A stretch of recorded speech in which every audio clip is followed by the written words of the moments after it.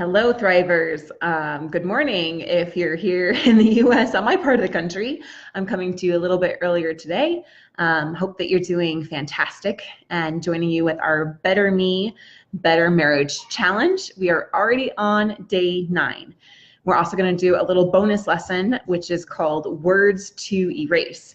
We're going through this book, A Mini Course for Life, which I just love because it's taking every single day and applying a principle throughout the day to make sure that we really apply it and allow it to start to change who we are, to start to change how we think about things, how we start to change the way we perceive the reality around us, the way we perceive others, the way we perceive our relationships, the way that we perceive ourselves, and constantly challenging what we think is reality to come to the truth of who we really are and how we are creators in our lives, shifting from a point of victimhood where we're just a victim to life happens to us, your spouse does things to you, to I am a creator. And I know that as I work on the world within, it will start to shape the world without. And that is the whole heart of the work that Mark and I do. We always start from within and get to those root causes and get to a place of centeredness and truth of who you really are. Does that resonate with you? Is that challenging you? You know, maybe this is very foreign to you. Maybe it kind of irks you in a little bit of a way. Maybe it makes you uncomfortable. Maybe you realize that this is hard to accept, or there might be some disbelief there. Maybe it's really resonating true for you and you're hungry and you're ready for it. So where do you come in that? And hey, Kelly, Tracy, Christopher, Edna, good to see you all. I so appreciate you for joining me.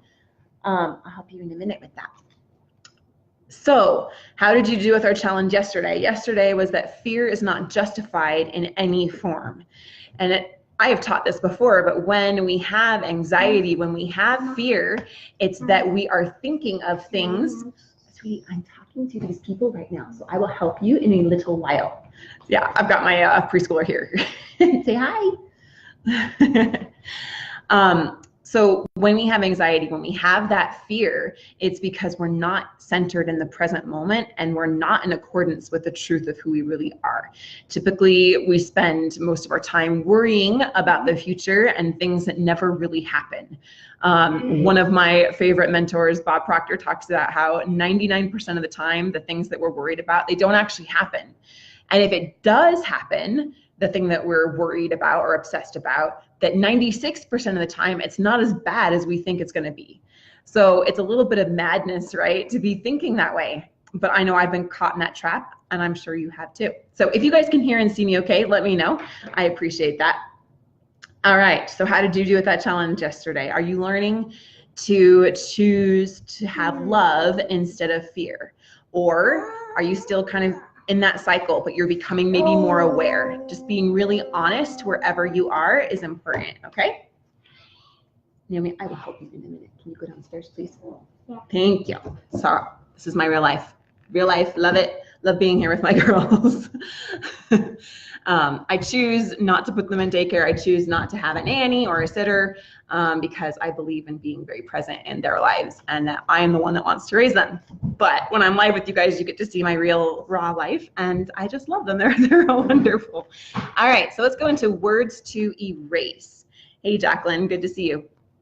So this part is really, I love this. It's very impactful. So make sure you pay attention and comment with anything that might strike you. If you have an aha moment, if something really resonates with you, then go ahead and let me know in the chat so that we can go deeper into that. All right, words to erase. This is from the book. Retraining the mind includes recognizing the impact of the words we use. The words below are commonly used in the self-limiting messages we give ourselves and others. They keep the guilty past and fearful future active in our minds. As a result, our feelings of conflict are reinforced. The more conscious we are of when we use these words negatively and how doing so interferes with our inner peace, the easier it is to eliminate them from our thoughts and communications. You may find it helpful to carry an imaginary blackboard in your mind, and every time you use one of these words, visualize it on the blackboard, and erase it. In doing any exercise, it is important to be gentle with yourself and not feel guilty when you forget. Each time you find yourself using any of the following words in a self-limiting way, merely regard that as a mistake, an error to be corrected, and move on. So here are the words. Are you ready? Words that limit our thinking and growth. And if you can think of any others that you want to add to this list, maybe the ones that really show up for you, go ahead and let me know what those are. So words that limit our thinking and growth. Impossible. Try. I'm going to get to that one in a little bit. Try. If only. Difficult.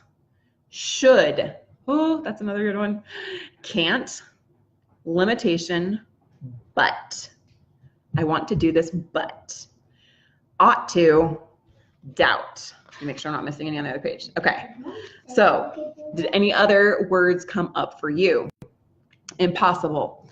Try. I'm trying to do this. I'm striving to do this. I try to do this. I try to reach my spouse. I try to show understanding.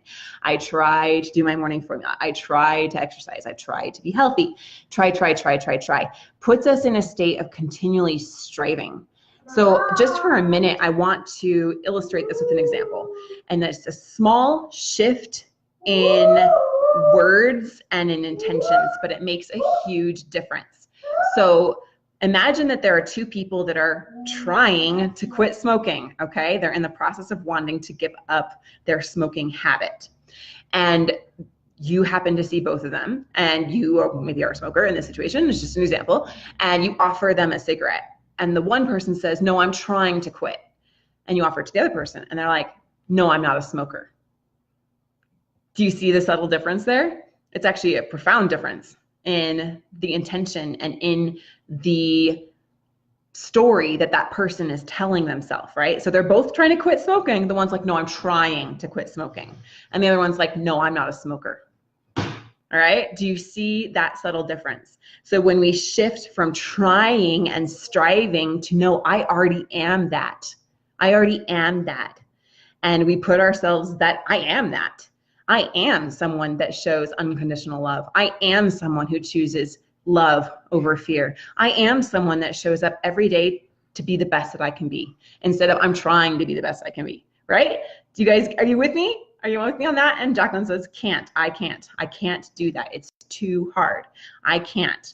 That's another form of limitation. So every time that you hear yourself saying that in your own mind or even saying out loud, pull up that blackboard, that imaginary blackboard, and erase that.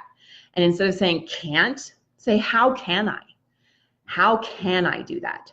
When you start to ask better questions and start to use better language with yourself, the language of possibility, then you start to get better results. So I really encourage you to do that.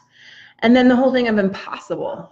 I've really experienced this in my own life, and I've seen that the way that we approach a challenge especially makes all the difference in the outcome, right?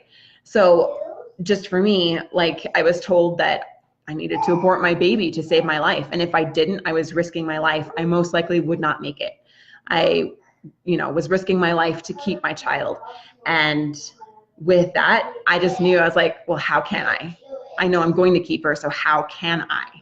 And I was told that by multiple doctors to my face, experts that were saying, you're not going to make it. You need to abort this baby. This pregnancy, the hormones are feeding the cancer, and it's not a good situation. We have not seen this end well in other kind of cases. And so you need to take quick action. And I've seen others, including one of my parents' dear friends, just recently being diagnosed with cancer, and she is in absolute despair mode. And I've seen that in other patients that went through cancer with me and in other cancer support groups, that shift of energy of just like, I'm not going to make it, and giving into that belief. The doctors told me I have 3 months to live, and I'm done. I can't believe this has happened to me. And instead of just, I don't know, it's hard to explain, but it breaks my heart when I see people that already resigned to a fate that someone else told them had to be their reality, or that they've told themselves has to be their reality. And the truth is that we are creators of our own reality, and we can choose at any moment where we want to go, who we want to be, and what we want to experience. We are truly limitless. Okay, and I've seen it in my life, and I know that when we tap into our inner power, into our inner belief in who we really are, and it might feel really weak, it might be just like the tiniest little bit of seed of hope, but as you continue to nurture it and cultivate it and feed it, it grows and becomes more and more powerful and potent in your life and in yourself. So let's do our best, but let's not do our best. Let's do this. We're not going to try. We are the kind of people that eliminate these words. We are the kind of people that believe that anything is possible, that we are creators, that we can change, that we can transform, and that we can move toward where we want to be. Are you with me on that? I love pushing it. I love pushing the boundaries. I believe that as you push the boundaries, when you go to your limits expand, and we recognize that the things that once were thought impossible are absolutely possible. So yeah, I hope this is coming through with all the love in my heart, and just the knowledge that I have of seeing so many people make these kind of choices. I've seen them go both ways. And so that's given me absolute evidence and proof in my life that we really get to choose, and it's really up to us. And whatever you want to choose, it's fine. It's okay. If you want to choose to stay stuck, that's okay. It's okay. It's your journey. It's where you are. But if you don't want to stay stuck, if you want to move forward, then know that it is possible. And as you make that commitment, as you say, this is who I am, this is who I am, then the right solutions, the right pathways, the right people, the right systems, whatever it is that you need, they will come to you as you stay true to that. Okay? So I hope I articulated that well. I feel like I'm a little all over the place today. It's probably because I've got a lot going on, honestly, but this really is the heart of the whole thing. And so I just want to share that with you with all the love and the emphasis that I can, because I've seen other people go the other way, and this is such a tragedy. All right, so our challenge today, day number 9, to give and to receive are one in truth. All right, to give and to receive are one in truth. To me, it sounds a little bit like a fortune cookie right now, so I'm looking forward to the lesson on the other side, as I haven't really pondered this one yet. This is the first time I read it in a long time. To give and to receive are one in truth. All right, let's see what this is about. Giving and receiving are one and must therefore occur together. I can only receive what I give. This is true of all situations and relationships in my life.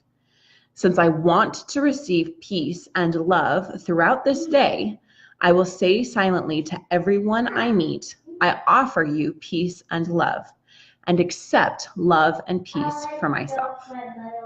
Okay, I see where they're going with this. All right, this is beautiful. So it's like giving and receiving are the same side, or not, sorry, they're two sides of the same coin, right? And so that what we want to receive is what we need to give out. And that, on an energetic level, is all about the law of vibration. Everything vibrates at a certain frequency. And so to get what you want, you have to be a match to that. I know that's kind of deep and going into some metaphysics there. But that's the truth. And there's actually scientific evidence in quantum physics that support this, that to get what we want, we need to be a match to it. And that's how we get there. So we have to give it first. We have to become that first and be in alignment with that first, so that it is drawn to us. So we want more love, then we need to give that love so that we can receive it. We want more peace, then we need to give more peace so that we can receive more peace. So let's apply this today. Let's be aware of those limiting words and erase them from our vocabulary, erase them from our minds, erase them from our mouths, from our speech, from our lives.